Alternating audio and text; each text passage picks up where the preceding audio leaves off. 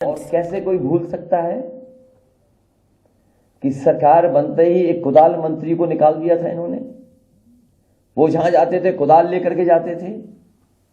JP नायसी में कुदाल लेकर के गए, जो पुराना हेरिटेज एरिया डेवलप हुआ था वहां कुदाल लेकर के गए, कुदाल चलाते थे, खुद जांच करने जाते थे।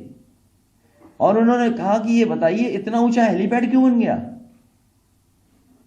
जब उन्होंने जेपी नायसी की ऊंची बिल्डिंग पर देखा कि यहां पर हेलीपैड बन गया है, हेलीपैड बना हुआ है, तो उन्होंने कहा ये डिजाइन रॉन्ग है, ये किसकी सूझबूझ है कि इसमें बन गया है हेलीपैड। और याद कीजिए जब उन्होंने कुदाल चलाई थी हेरिटेज एरिया पर, तो कुदाल पत्थर नहीं तोड़ पाई थी। जांच के बाद जांच, जांच के बाद जांच, उसके बाद जो ठेकेदार थे उन्हें अपने दल में ले लिया। और जांच चली रही है, लेकिन अभी भी वो जेपी नायसी अभी पूरी नहीं हुई है। इसी तरह एक्सप्रेसवे का कोई किलोमीटर नहीं बचा जिसको खोदा ना गया हो। कोई किलोमीटर नहीं बचा जहां पर खोद करके ना देखा गया हो। इस अनुपयोगी सरकार ने सभी तहसीलों के कागज निकलवा करके देखे, सब तहसीलें चेक करने की रजिस्ट्रियां हुई हैं कि किसके नाम पे हुई हैं। क्या मिला अनुपयोगी सरकार को? और यही रिवर फ्रंट, एक रंगी लोग क्या जाने जीवन में रंग का क्या महत्व है। ये नदी का किनारा, गोमती फ्रंट, जिसमें रोशनी होती थी शाम को, ठेले लगते थे, कारोबार होता था, लोग आइसक्रीम खाने जाते थे, घूमते थे। लेकिन क्या की? जांच कर दी। और जांच पे क्या नहीं किया? ईडी, सीबीआई और जो कुछ हो सकता है सरकार पिछले 4.5 साल से कर रही है। गोमती साफ नहीं हो पाई। 900 मीटर केवल अगर बन जाता, 900 मीटर अगर नालों को न जाने दिया जाता, तो आज लखनऊ शहर में गोमती साफ बह रही होती। और इसीलिए उत्तर प्रदेश के अनुपयोगी मुख्यमंत्री जी, उन्होंने डुबकी नहीं ली, क्योंकि वो जानते हैं जो नदी हिंडन है वो गंदी है, जो नदी गोमती है वो गंदी है, यमुना नदी गंदी है, और जितनी भी सहायक नदियां जो जुड़ रही गंगा में, उन गंगा की नदियों में किसी की सफाई नहीं की गई। मां गंगा के नाम पर जितना पैसा आया, इस भारतीय जनता पार्टी की सरकार ने लूटने का काम किया। कौन भूल जाएगा गोरखपुर की वो दुकानें टूटना। मुख्यमंत्री ने, अनुपयोगी मुख्यमंत्री ने अपनी दुकानों पर बुलडोजर चलाया।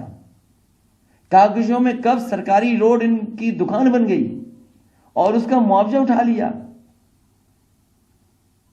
नई सड़क बना ली, नया कॉम्प्लेक्स बना रहे हैं, और मुआवजा कितना उठाया सरकार ने? कम से कम सरकार को बताना चाहिए कि अनुपयोगी मुख्यमंत्री ने अपनी दुकानें तोड़ करके, जो कभी सरकारी जमीन पे बनी थी, उस जमीन को कागजों पे इधर उधर कर करके कितना मुआवजा मुख्यमंत्री अनुपयोगी ने उठाया है। और यही नहीं, जो यूनिवर्सिटी बनी है वो कभी तालाब था, वेटलैंड थी। आखिरकार किस कानून के अंदर लोगों पर दबाव बना करके वो पूरी वेटलैंड की जमीन, पूरी तालाब की जमीन को अपनी यूनिवर्सिटी में कब्जा कर लिया। इसलिए मुख्यमंत्री अनुपयोगी, याद रखें, सरकार जाने वाली है। और ये जो हथकंडे अपनाए जा रहे हैं, ये तब अपनाए जा रहे हैं कि जब उन्हें पूरा भरोसा हो गया कि सरकार जा रही है उनकी।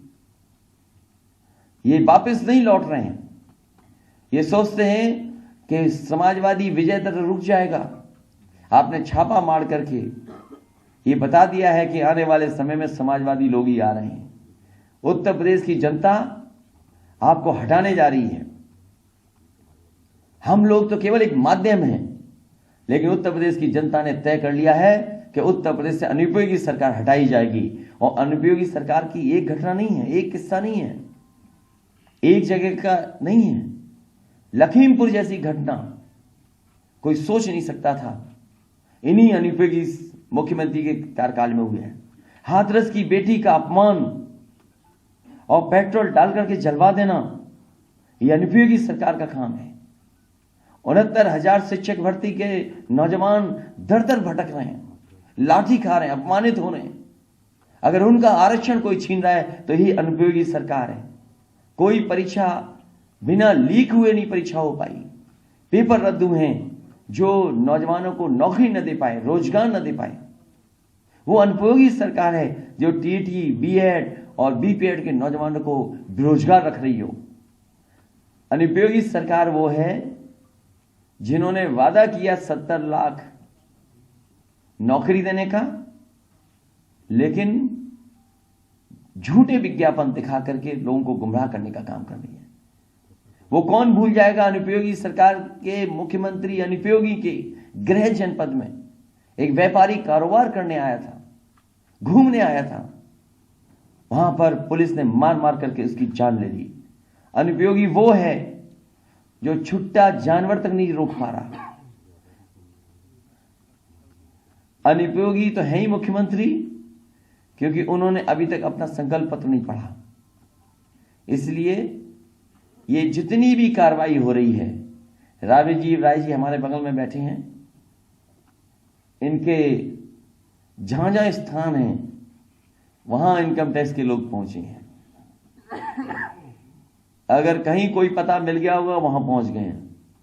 अब सुनने में ये आया है कि एक बड़े नाथ संप्रदाय के साधु थे कर्नाटक के, हमारी पढ़ाई और उनकी पढ़ाई बराबर की थी। हमें नहीं पता था कि कभी नाथ संप्रदाय के इन दो गुटों में झगड़ा था किसी जमाने में, मठ को कब्जा करने को लेकर के। वो तो कभी हमसे मिल गए होंगे, किसी एक साधारण व्यक्ति ने मिला दिया होगा मुझे। उस साधारण आदमी की यहां इनकम टैक्स बेंगलोर में पहुंच गई टीम। एक हमारी पार्टी का काम व्हाट्सएप का कर रहा है। अरे व्हाट्सएप पे तुमने कितना झूठ फैलाया है, भारतीय जनता पार्टी वाले लोग। तुमने गाय कटी दिखाई, तुमने मुसलमान भाइयों के खिलाफ जाने कितनी खून की तस्वीरें डाल करके व्हाट्सएप पे चलाई हैं। तुमसे बड़ी व्हाट्सएप की यूनिवर्सिटी कोई नहीं चला रहा। ये केवल व्हाट्सएप का काम करना चाहता था, उससे तो अभी पैसा ही नहीं भुगतान हुआ। क्योंकि हम लोग टेक्नोलॉजी समझते हैं, चीजें समझते हैं कि टेक्नोलॉजी क्या है, लेकिन अनुपयोगी मुख्यमंत्री टेक्नोलॉजी नहीं जानता। और हमारे बगल में लीडर पोजीशन बैठे हैं, वो जानते हैं अगर कंप्यूटर दिखा दोगे अनुपयोगी मुख्यमंत्री को तो हो सकता है डर जाएं, भाग जाएं देख करके। और अगर अगली बार आपको कुछ डराना हो अनुपयोगी मुख्यमंत्री को तो अपने हाथ में लैपटॉप ले जाना या स्मार्टफोन कहना चला के दिखा दो। अगर ना प्रेस कॉन्फ्रेंस छोड़ करके भाग जाए तो बताना मुझको।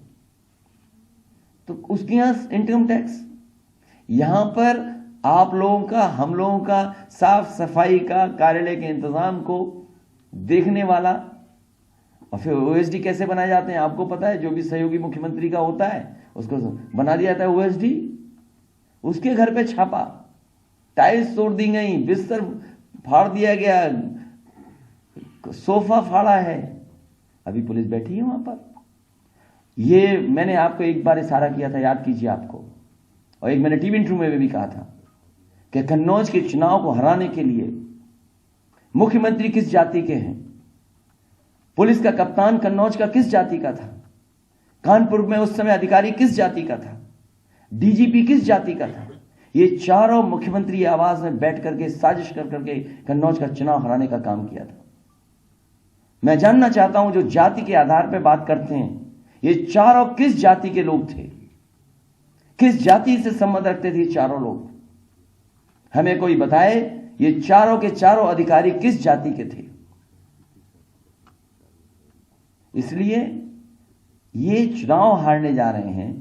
उत्तर प्रदेश की जनता ने इन्हें चुनाव हरा दिया है। ये कितने भी साजिश कर लें, कितने भी षड्यंत्र कर लें, समाजवादी विजय रथ रुकने वाला नहीं है। समाजवादी विजय रथ उसी दिन रुकेगा जिस समय कालिदास में समाजवादी सरकार जनता बनवा देगी। आप सबका बहुत बहुत धन्यवाद।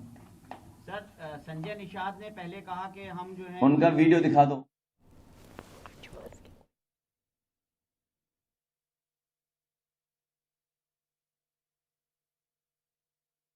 दिल्ली से फोन का कमाल है और मैं आपसे कहना चाहता हूं, ये बात वीडियो देख लो, उसके बाद सवाल पूछेगा।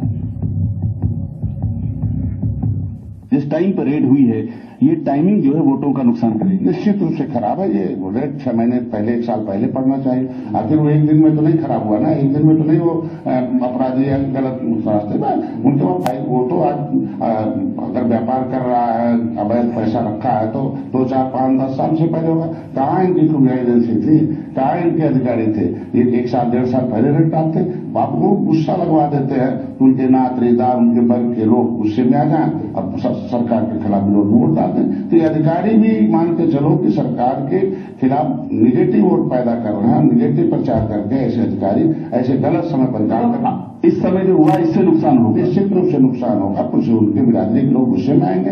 हम कहते हैं कि गलत क्या है, सही क्या है, वो कोर्ट फैसला करती है। रेट डाल देना, किसी को पकड़ के बंद कर देना, ये तुरंत उसको ऑन स्पॉट पे अधिकारियों का कारनामा। निश्चित रूप से अधिकारी ऐसे हैं तो गलत कारनामे कर रहे देख रहे हैं।